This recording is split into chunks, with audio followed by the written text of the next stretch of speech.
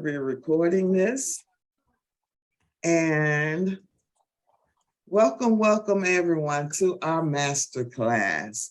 I am so excited that Ms. Thurmond has decided to join us and impart how are you today? some of her her wisdom on us, and I'm gonna let her tell your story. But before we get into the master class, I need to go over, of course, housekeeping and letting you know what is going on here with GPI.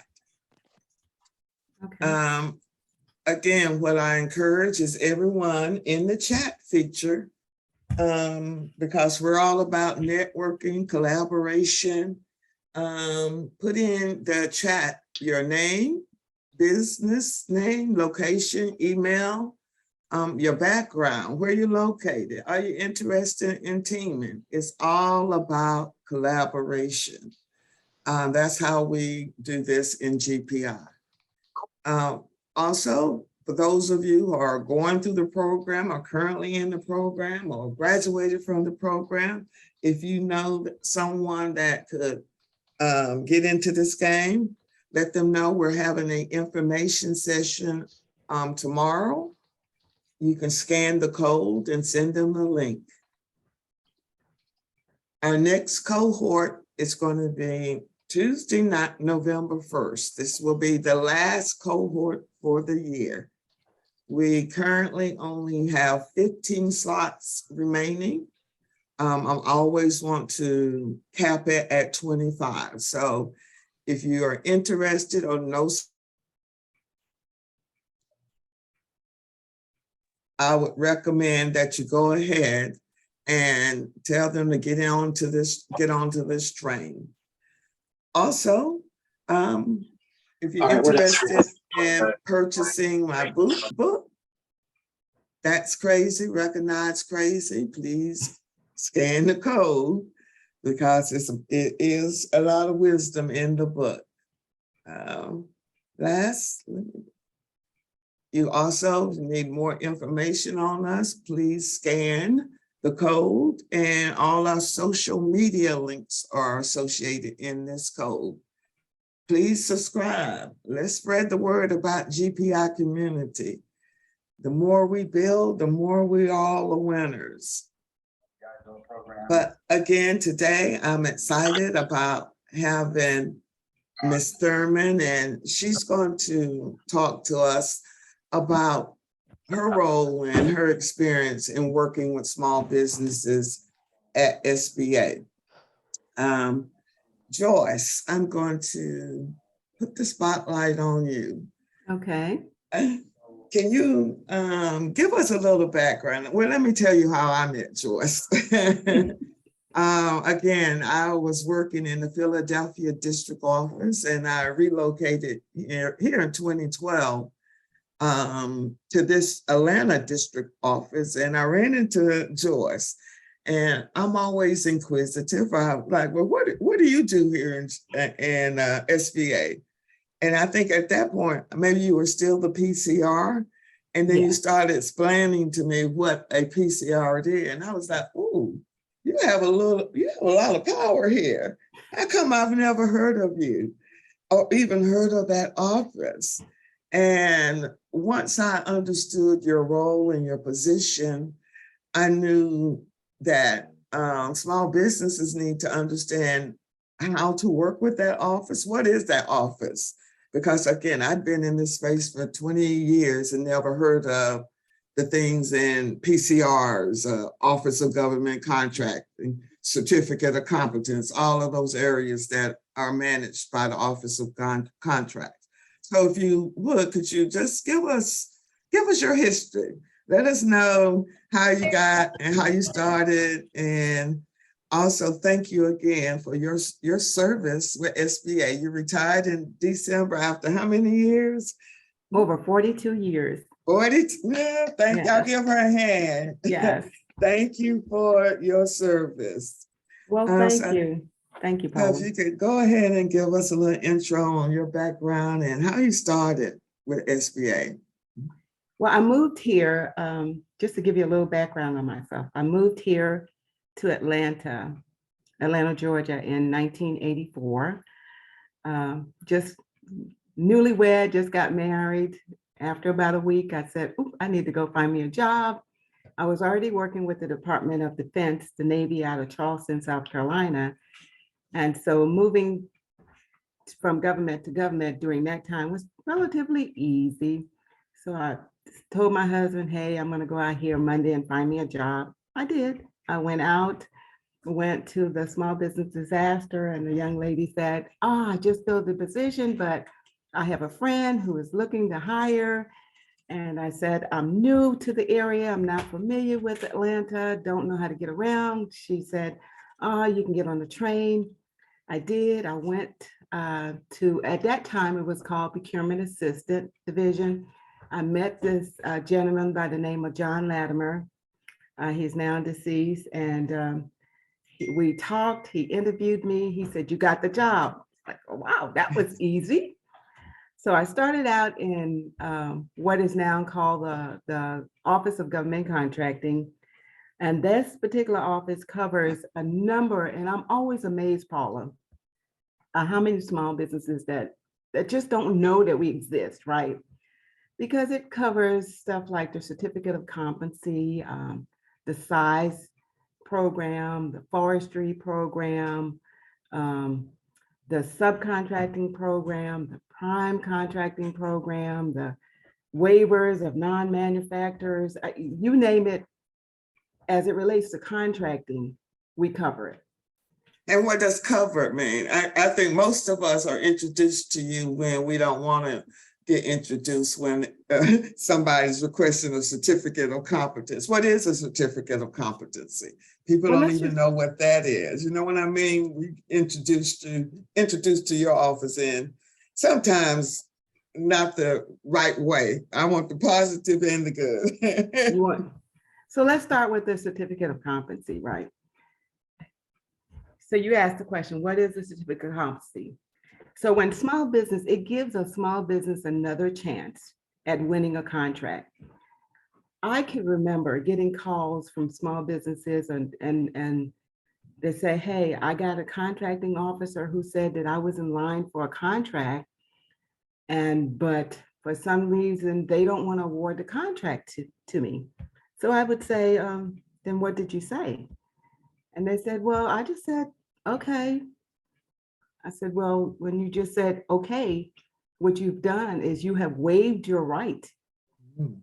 And so you have just given that contracting officer the authority to go to the next person in line, because under the certificate of competency, and I'll say COC for short, you have to be in line for award of that contract. And if they called you, that meant that you were the first person in line, right, for award. And so you have to be responsive, not responsible. So what the contracting officer probably said was, you were lacking in some area. Maybe your credit wasn't good. A lot of small business were low bid on a contract, or maybe they looked at your proposal and you didn't have the capacity or the resume. It could have been it's like maybe 5 or 6 different criteria that they're going to look at. So what that contracting officer is supposed to do is they're supposed to refer that to the SBA, and when they refer it to us, again, it gives the small businesses an opportunity to win this contract. Just because it comes to the SBA doesn't mean that you're going to get the award. But what happens, as opposed to you just saying, no, you can go ahead, award it to the next low bidder, a representative from the SBA is going to contact you. They're called industrial specialists. So they're going to contact you, walk you through the process and say, hey, I need to look at your finances. I need to look at your capabilities. Again, you still can say to them, I'm not interested at this time, but you have an opportunity to have an independent person come in and do an independent analysis, right?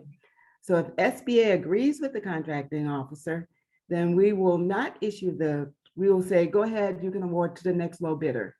But if we disagree with the information after receiving all the documentation back to us, If SBA disagrees, then what they do is they send a letter to the contractor, the firm.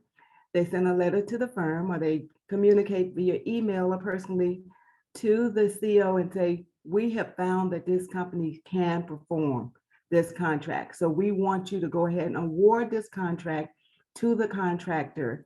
We are going to do an annual assessment. We keep up with it. We will communicate with you. We will communicate with the firm. And so that communication is going between SBA and the contracting officer. It's going between SBA and the firm. If their firm is having any issues, they have a point of contact. So it's a very valuable tool that's utilized every day by the small business community and by SBA.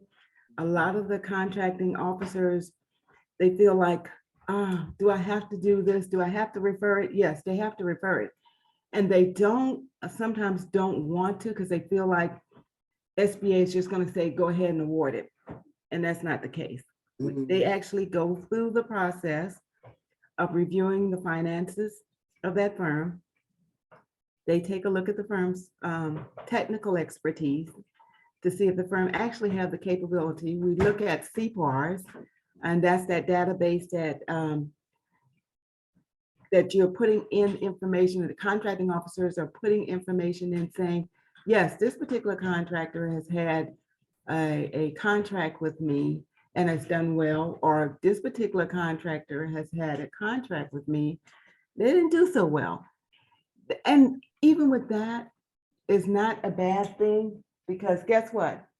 Even if a contracting officer says in CPARs that you didn't do very well, that still gives SBA an opportunity to say, okay, there's a negative dig in this system. Explain to me what went wrong. I have sat, because my job was, I retired as the deputy area director for the Office of Government Contracting. Normally I would be the chairperson, right? So you're going to have a chairperson, a technical expert person, someone who's going to do the finances, and a legal person, an attorney, that's going to take a look at all of the information. So we have a team. So there is a team. I keep saying we because I feel like I'm still with SBA. Yeah, that's okay. I gotta quit saying we. Still serving. Can I stop you 1 second? Let's look at if somebody is brand new, and that's most of our client base that I have. They're just entering, they either startups, early stages. Is there a certain dollar value that they would request a certificate of competency? And you said something about the contracting officer checking credit scores. They actually will go and look at people's personal and business credit scores. Yes, they're going to look at your personal and your fine. Because remember, the thing about having a federal contract, you must be able to, when a contracting officer is looking at your capabilities, your capability includes, can you perform the job? I have found in working with small businesses, they can perform the work. The work is never an issue. It's usually the paperwork, and it's usually the finances. They get all entangled with all of the language, understanding the contracts.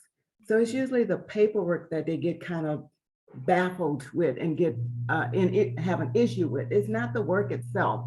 So when they're looking for the COC, they're going to look at the totality of that firm.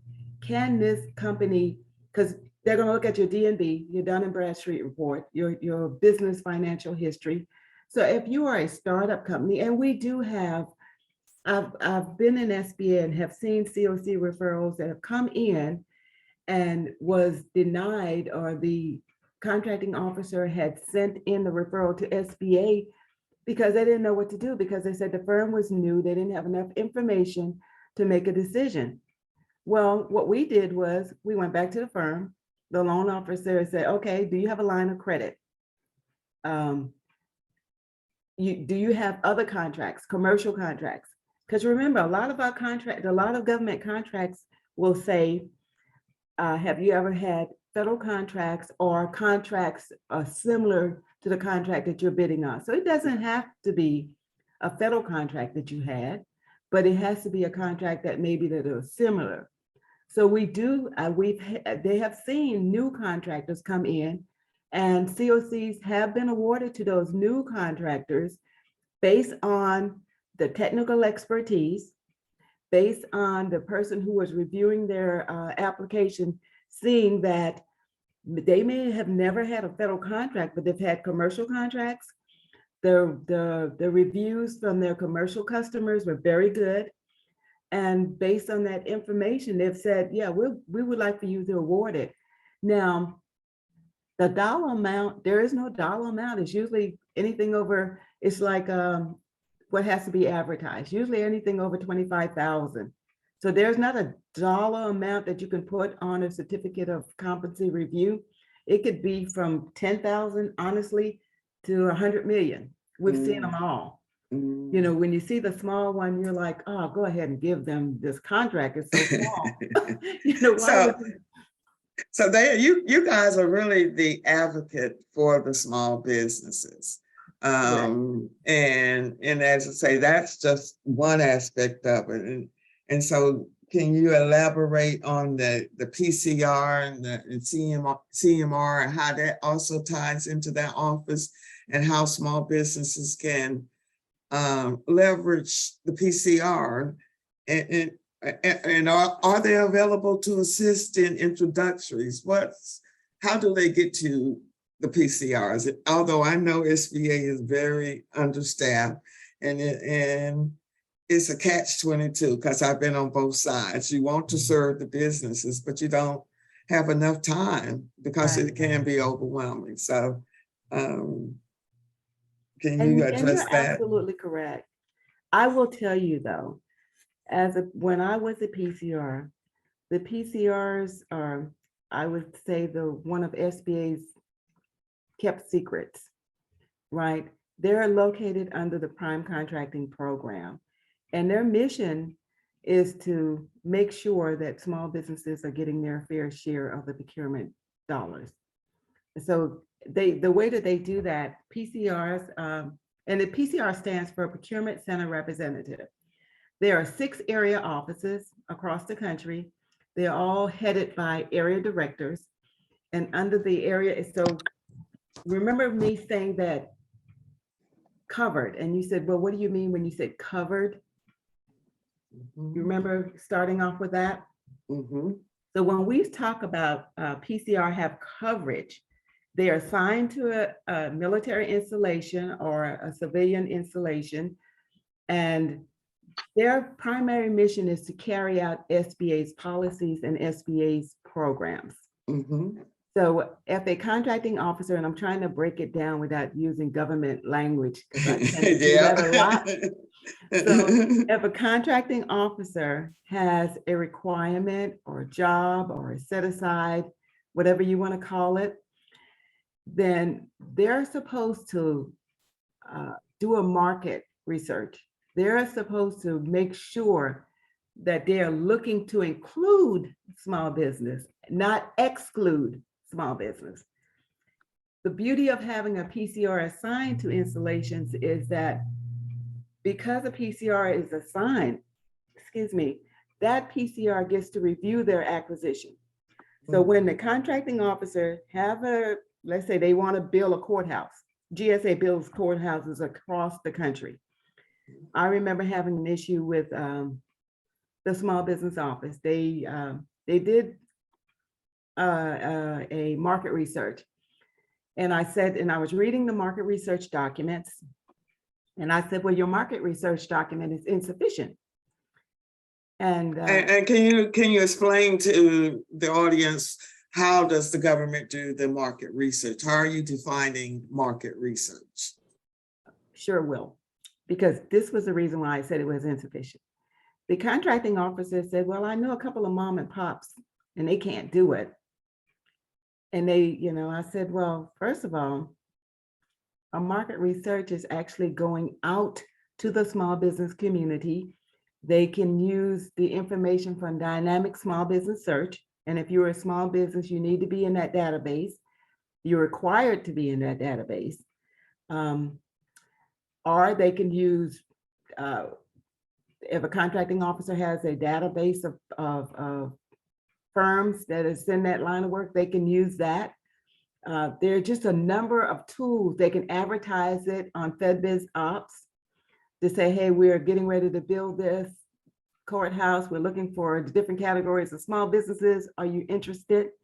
So there are different means and different ways that they can do it, but they can't come back and say, well, they shouldn't. I can't say they should not come back and say, well, small businesses can't do it. Because remember, you're not in the job to exclude small business. You're supposed to look for ways to include small business. And you're going to include them either as a prime contractor or as a lower tier subcontractor to a large business, right? So as a, because courthouses, it takes what? Usually hundreds, maybe 100 to $200 million to build one. Sometimes, you know, you hear those numbers and you think, oh, there aren't any small businesses who can do that. But if you go on a dynamic small business search, you put in the next code, because this, as a PCR, this is what I used to do. My first step was, okay, I got the next code for this job. I'm going to review the next code to make sure that it's appropriate for the job. If it's appropriate, that's one check. The next thing I'm going to do is I'm going to go on a dynamic small business search and I'm going to say, do we have any small businesses who can build $100 million contract? I'll go in, I'll put in the next code, and I'll put in, give me a listing of firms with with the average receipt of 100 million. And you may think that it's going to be a little, but it's a lot. It's a lot. And if that's checked off, then I'm going to look at bonding, because I know they're going to ask me, because it's construction, do they have bonding? So then I'm going to, and you can do all this on that same dynamic small business search. So what I'm saying to you, that tool is free to small businesses, and it's very important, because I want you to get into the habit of using the exact same tool that contracting officers use when they're trying to get rid of, exclude small business. Because it's going to be the same tool that the PCRs are going to use and say, okay. And because the PCR has the ability, and you do too, small businesses have the same ability. What they will do is they can say, save me all of the email addresses to all of these firms that I pulled. If it's 1,000, we can do a blind BCC and and send an email out to all of these small businesses and say, hey, I just need to know if you're interested. That's important to the PCR because it gives them leverage. It gives them the information that they need to go back to that contracting officer and say, we are not going to sign off. Because remember, as a PCR, they have the authority to sign off. And if they disagree with the contracting officer, they have the authority to hold up that contract. So now they're saying, contracting officer, you cannot go forward until this is settled. Has that happened often in your career, or have you had to do that? Maybe not often. Have you had to do that? It happens often. It does. And so, really? Because a lot of what the PCR does is behind the scenes. Small businesses are not aware of it. And the only time they're going to be aware of it is when they get that email. My very first week as a PCR, I had a $500 million IT project that I had to appeal. And the contracting officer is like, no, small businesses can't do this. It's an IT. Well, that's weird because small businesses was doing it before. But what happens is when you have contracts of that size, the small business becomes large. The contracting officer now wants to keep that same contractor. But SBA job is to be able to share the wealth, right? So I'm coming in new, didn't know anything about fighting, and thought this is going to be an interesting job. And it really was an interesting job. And I won. And what made it more interesting was because when we have to, when the agency has to do an appeal, the final decision is not made by SBA. The final decision is made by the head of that agency. So that write-up has to be strong. That PCR has to know what he or she is doing. And so again, I had to go out to small businesses and say, hey, they want to take this away. You were just waiting. You had been sitting here waiting for 10 years to be able to bid on this contract. And now they're saying, we don't want to do that. So I need for you to help me fight for you. So that's what PCR does. The PCRs do. They fight for small business. And so they also recommend qualified sources. When you are working with agencies and you're going to all of these industries, you create friendships, right? Because everything is about relationship. I heard you say network. You guys should be networking with each other because you never know where the next company will be able to help you, right? So it's the same thing for federal employees. Contracting officers say, hey, Joyce, I'm looking for some IT contractors. Can you send me a list? I've had companies that come in at the right, I mean, it happens. They came in, they gave a capability review. They said, who do you recommend that I should start marketing to?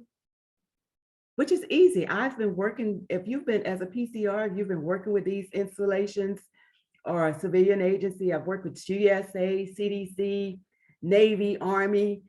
If I am talking to a firm that just walked in and just want to understand what an agency does, I'm going to know exactly because I have that relationship. I've made those relationships over the years.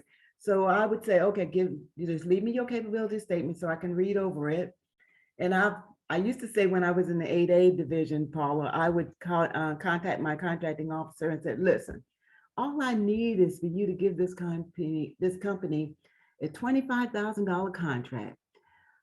That will give, and that was years ago, so that's not even reasonable.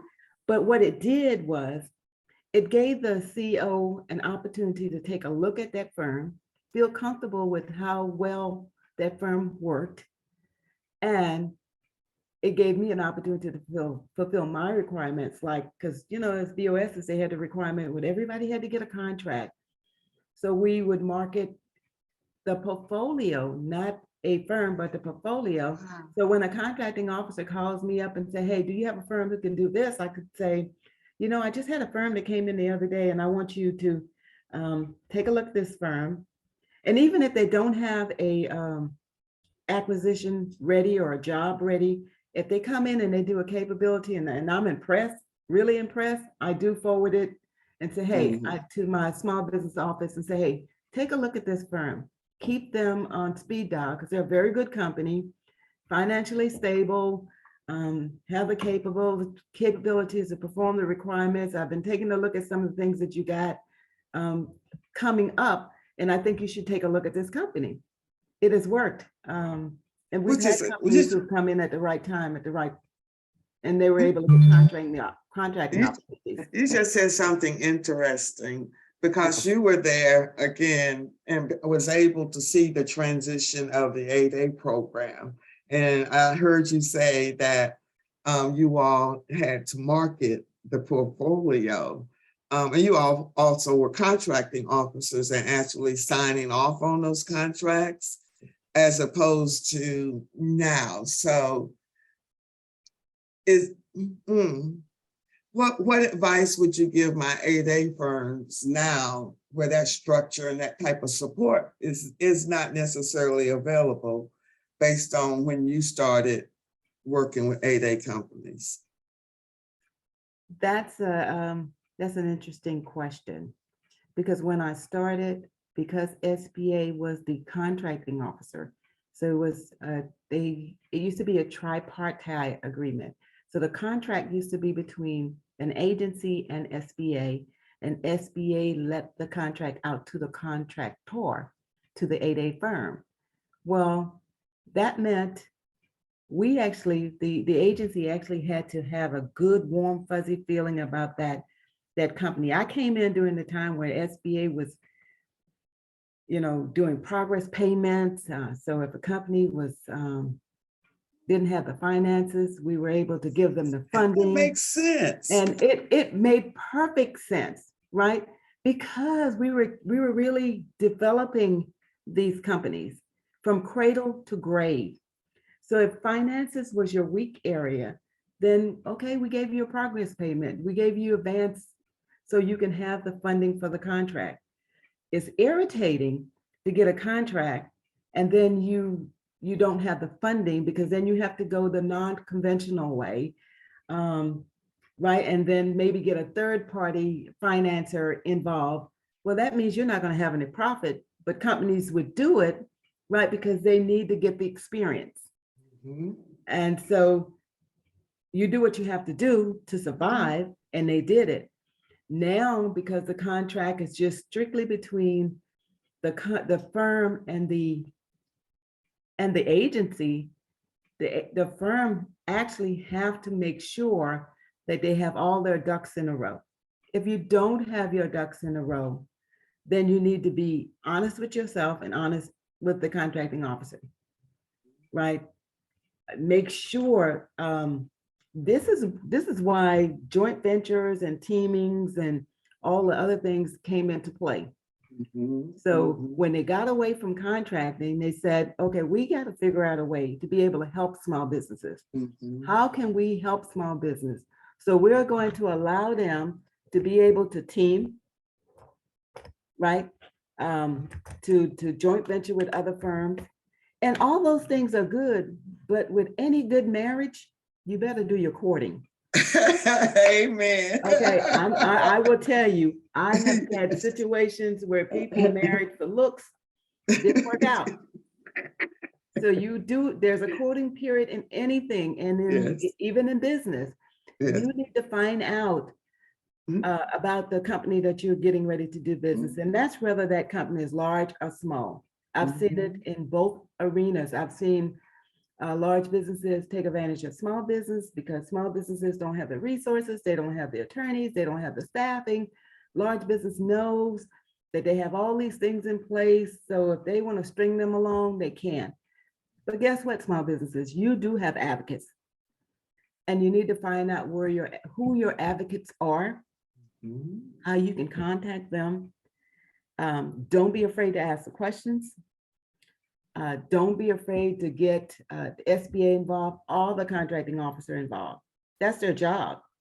The rules have changed under the subcontracting program. I know some of you guys have heard of the good old bait and switch, right? As a PCR, when you're working with a contracting officer on a contract, one of the things you're going to look at is if the contract is, let's say, if it's a construction over $1 million, then that large firm is supposed to submit a subcontracting plan. Well, if they're saying we have this agreement in place to subcontract to small business, then all of a sudden the contract is awarded and they're not using you, then you need to make sure you have a legal agreement in place. Not just, I'm going to use your name just to get this contract, right? And we've seen some of those things. Was there a legal agreement in place, or you just word of mouth? You just said, yeah, okay, I'll work for you. So you learn by mistakes. You do, you do, you do. You learn. You do. You learn what you don't want to do. You learn what you will accept and what you will not accept. And some of these lessons are painful, because some of them are costly. But don't let it define who you are. Absolutely. Absolutely. I'm competitive.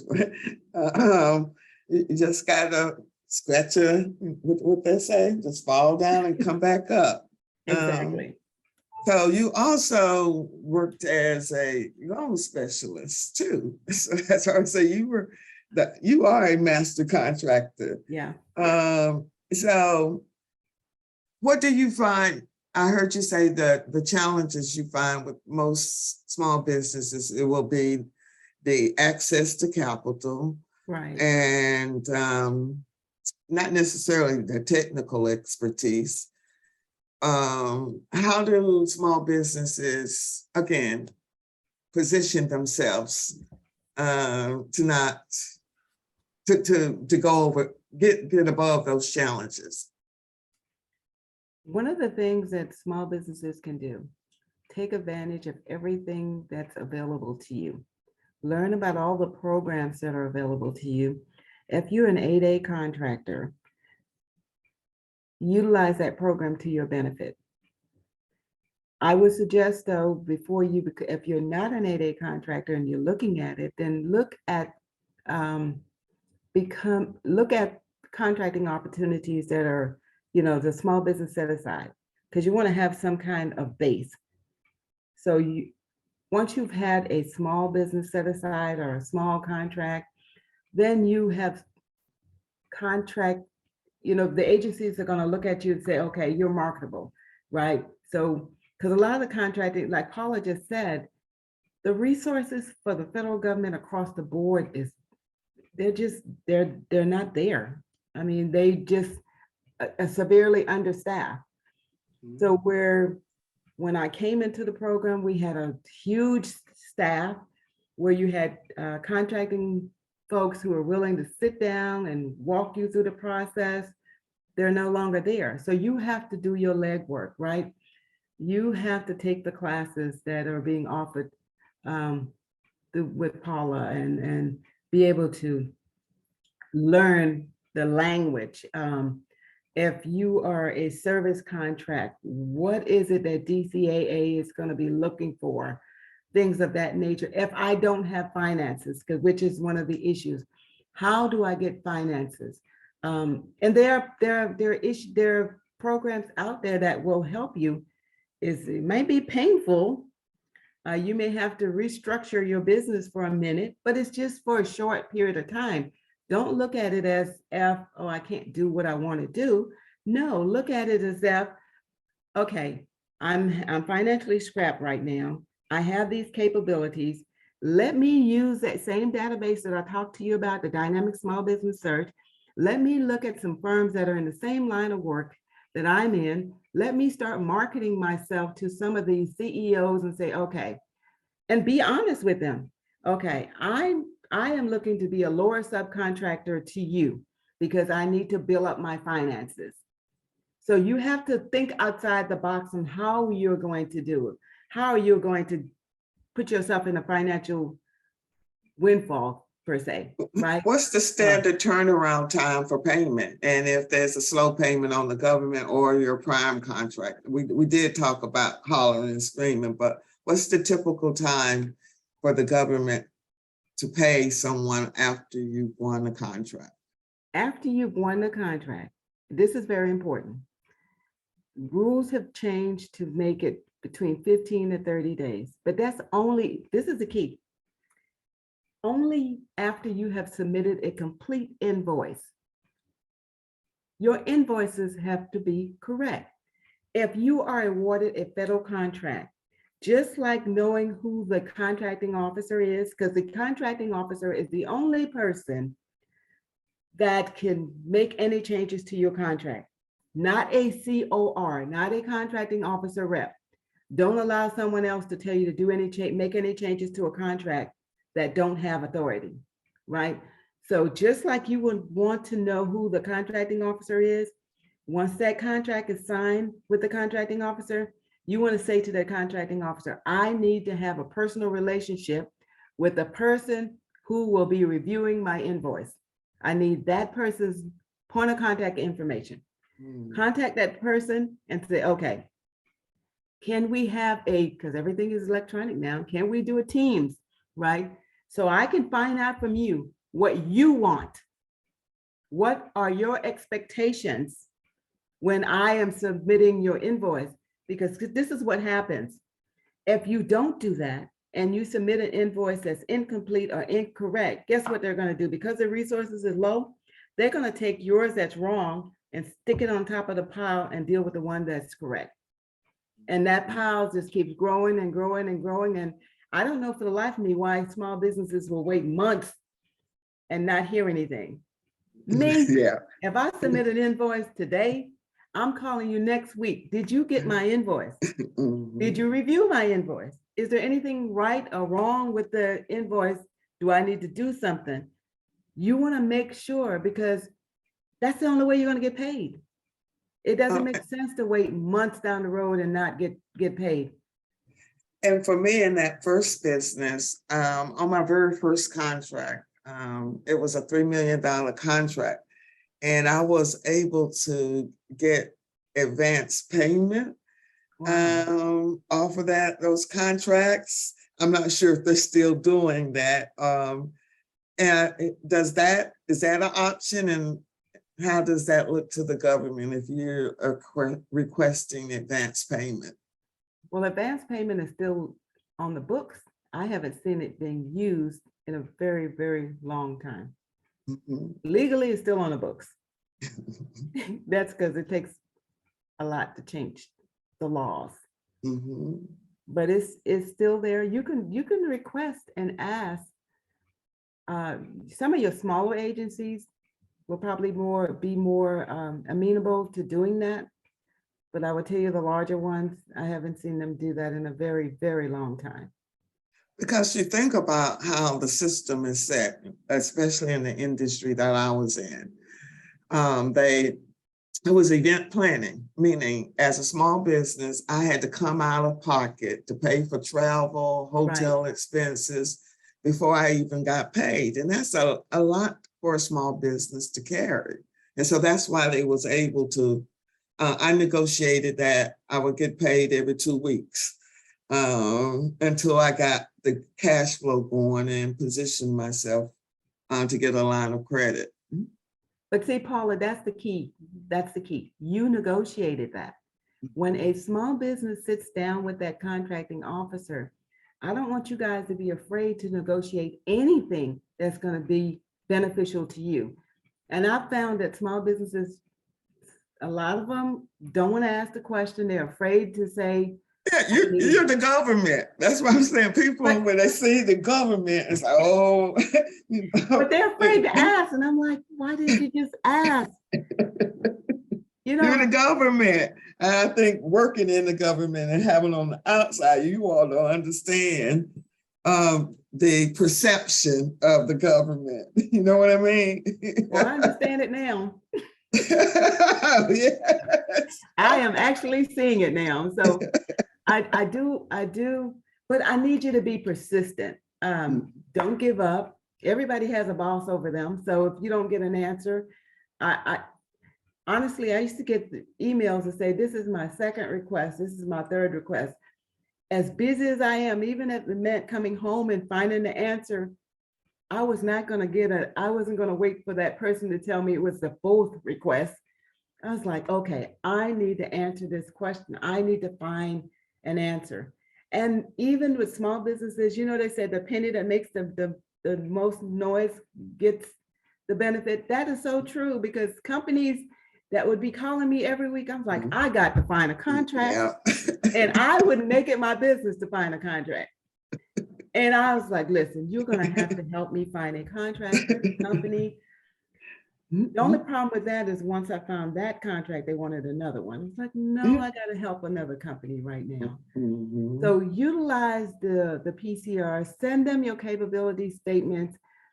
And your capability statement statement does not need to be a book, because they don't have the resources anymore. Capability statements need to be just maybe 1 page front and back. What you do, who your customers are, what your NAICS codes are, your web address, because they could, and all the other information is going to be on Dynamic Small Business Search. It's going to be on your website. And if we need any additional information, they're going to come. But it needs to be enough information on your capability statement to make me think, oh, I'll make a contracting officer think, yeah, they can do this. That's pretty good. And see, what I learned on my side, again, people who are just starting out, and I was in their position, I realized I needed the team. And so what we're training people is to really build a team of experts that you're now putting on your capability statement, and that is not necessarily driven on your skill set. Exactly. Do you agree?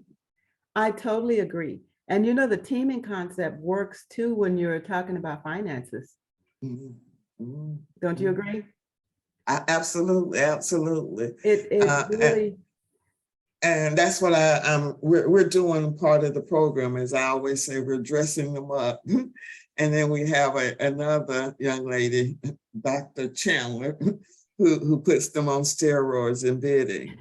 But it still boils down to relationships and them getting the confidence in themselves and believing that they have access. I think in our community, we just think that's so far away that it's not reachable. And I'm kicking and screaming, saying, yes, you can do it. you can. And that's the Uh, beauty about the teaming, Paula. If you have a team, because you remember it's 2 or more companies. So if you have a team of maybe 3 or 4 companies, right? And my weak area is marketing, but then my team member is an awesome marketeer. And then you have a finance person over here, and you got this team of individuals or team of companies that can go. And what the beauty of the team also is, you can go after these large multi-million-dollar contracts, right? And I've been preaching. That's my dream. When I see 35 people online, that's a contract. And right, everybody gets a piece of the pie. everybody. So, and Mhm. it's, so if, even if you're a construction firm, you can, the printing company could get a piece of the pie. The cleaning company can get a piece of the pie. The IT company can get a piece of the, everybody can get a piece once you go after, and you can build your company and build your wealth, which is going to alleviate some of the financial problems that you're having. So you're on this team and you're still having your other contracts on the side that you're doing, but now you have the finances because you got the funds coming from this other contract. So it's a win-win for. It makes sense. It makes sense. So that's why I'm so excited about you bringing all of this wealth in. We do have a couple of questions as we are going into about 10 minutes. Someone asked about the Prompt Payment Act covers subcontractors. That's to a business relationship, I would say. What would you say, Joyce? About the prompt payment? Does it apply to subcontractors? If you're a subcontractor, does a large prime contractor have to abide by the Prompt Payment Act? No, the Prompt Payment Act is usually for federal government to firm, right? The only thing that we can, when it comes to a large business, is to make sure the agency have been trying to put some teeth into the subcontracting program, because in telling them that you do have to pay small businesses on time. Again, whether you're a federal agency or whether you're dealing with a federal agency or a large prime contractor, it's important to figure out how they're going to pay you. Do not be afraid to say, and put it in writing when you're talking to these large prime contractors. I want it in writing that I want to be paid, like you said, Paula, every 2 weeks. So, and there are a lot of large businesses that are looking, because if we go to these industry days, there are a lot of large businesses that look for solid small businesses, because remember, they can't go after small business set aside, and large businesses don't care where they're getting their monies. Mm-hmm. So they That's will why. look for you. That's why I love the mental protege program, Right. because but I tell some of my clients is I try to tend to have them identify companies that are like 250 to 500 million, not necessarily the large primes, because to me, they feel like the large primes are like government institute. You're really not going to get the support. But the middle children, they need you. Would you agree? Right. They do. They Mm-hmm. do. I agree. As we go through this, we have a couple of questions. How do you meet a PCR? That's simple. You can go on SBA website, www.sba.gov. and look under government contracting. And they will, there's, like I said before, there's 6 area offices across the country. You will see all of the PCRs and you will see all of their information, where they're located, and all the installations that they cover. Just because you're in Florida or Georgia does not mean you're not doing business in DC. Let's say you have an issue with Department of State in DC. You want to talk to the PCR that covers the Department of State, because the PCR can be a go-between between you and the agency. The conversation that the PCR is going to have with an agency is going to be totally different from the conversation you would have. That's why I say you have a lot of power. Right. And so even looking at the cycle, what I want people to understand, and that's what I understood when I met you, is that again, all of the acquisition, or there's certain acquisitions that come to that office that you have to sign off as it relates to small business. How does that cycle work for you all in that office? Yes, if a PCR is assigned to an agency, that agency, anything over, if it's Department of Defense, the Department of Defense says that anything over $10,000 has to be reviewed by a PCR. Right, so Wow. we're reviewing acquisition to make sure that agencies are setting aside, they're not excluding small business, but they're including small businesses in the process. And Wow. so if we disagree, we say no. They're small business. I got a whole list of small businesses here. What are you talking about? It's not applicable to small business. When the dynamic small business search says by the NAICS code alone, there's 15,000 small businesses who can do this. And we can do we can fine tune our research by state, by city, by code. That dynamic small business tool is awesome. And we pray they don't mess with that database like they're messing with all the rest of them. I love it. I'm used to it. Yeah. So you look at, and as a small business, you can use it too. You might be looking for a small business who can help you team on a contract. All you do is go look for it, and they're there. Someone also had a question. If you're new to contracting, how do you get it if you have never been awarded a contract? You come through GPI, and GPI provides you with all the tools and resources to teach you the game. And you have to learn. You have to learn the game. You have to learn it. And so often, I think a lot of times, especially when I was working with firms with the 8A program, they automatically come in and think my role as that BOS was to find them a contract. Right.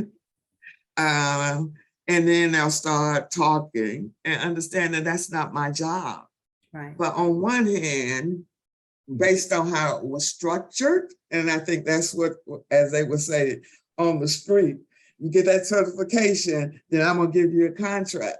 Or SBA used to do direct awards. Right. So I think that's where a lot of the confusion comes in, and people are they give up, and that breaks my heart when you see a firm in the program for 9 years and never receive a contract.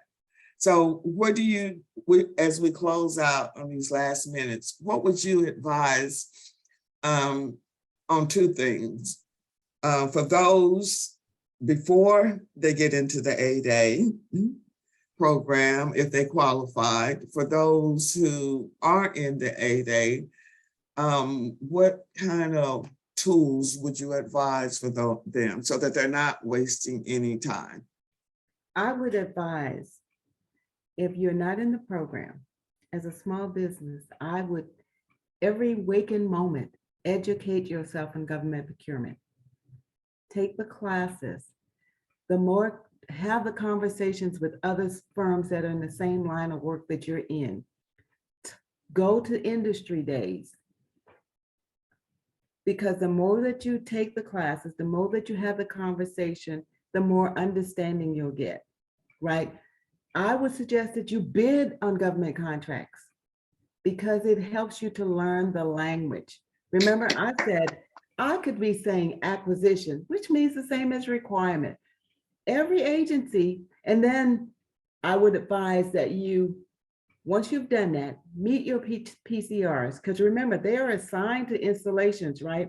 They're the ones who know the person at that installation who's doing the buying. So they can put you in the forefront of, or they can tell you who you need to be talking to or emailing or sending your capabilities to. They can tell you, okay, you don't need to be spinning your wheels about going to CDC because they don't buy what you got. But you need to be going to GSA because they're procuring everything.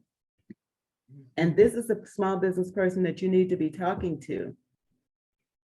And so you want to start bidding on contracts, whether they're local, city, federal, bid, because the more times that you bid, then the more you are going to become familiar with the procurement process. It's tedious, but it could be very lucrative if you take the time to learn the process. Absolutely. And for me, I think what I'm finding is people are fearful.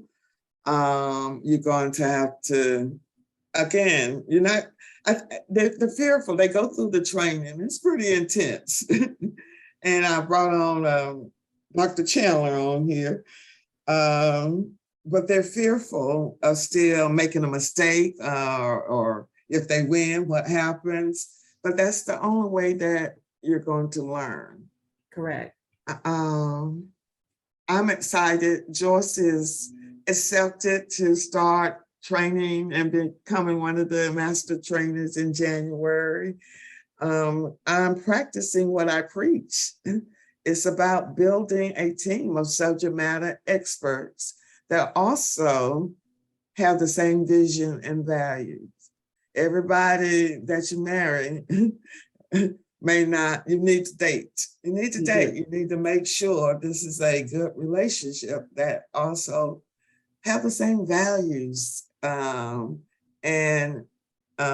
Joyce is definitely one of the ones I knew that was always about small businesses, making sure that you all succeed. So I'm excited. I'll take one more question and we'll close out. I think Rosalind had her hands open. Rosalind, you can unmute your phone.